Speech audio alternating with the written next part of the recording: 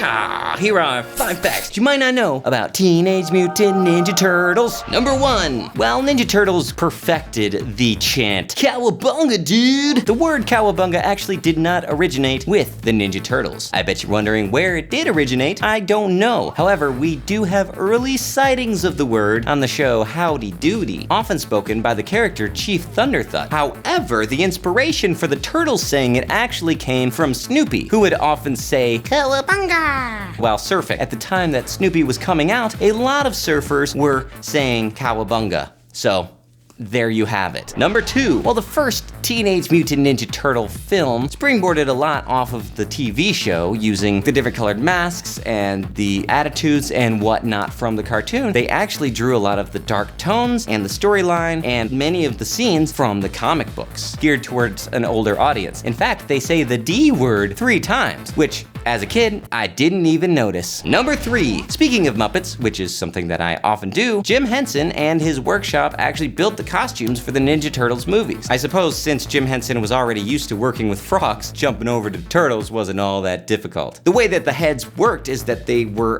remote control, so the person would put on the head and then the puppeteers would actually control the movements with, like, you know, a remote control. This turned out actually to be kind of difficult though, because they filmed near an airport. Sometimes the airport radio frequencies would interfere with the remote controls and the heads would just start moving. How freaky would that be? Number 4. Apparently at the time in the UK, during the height of the Ninja Turtles popularity, the word ninja was banned for some reason. Not actually like being a ninja, just the word. What? Come on, the UK. This is exactly why we threw all that tea into the harbor, I assume. I don't know. I should probably get a better education about my history. Instead, they were marketed as the Teenage Mutant Hero Turtles. That doesn't quite have the same ring to it. Number 5. In the original run of the cartoon series Teenage Mutant Ninja Turtles, the voice of Michelangelo was done by Townsend Coleman. Well, you might not know his name as well as you might know his voice, as he did the voice of the Tick, Sentinel Prime, Jason Whittaker on Adventures in Odyssey. He also did a quick cameo on my podcast, The Ceiling Fan. No, I'm serious, he did do a cameo on my podcast. Here's a clip. But I cleaned out my spit valve and everything. All right, well,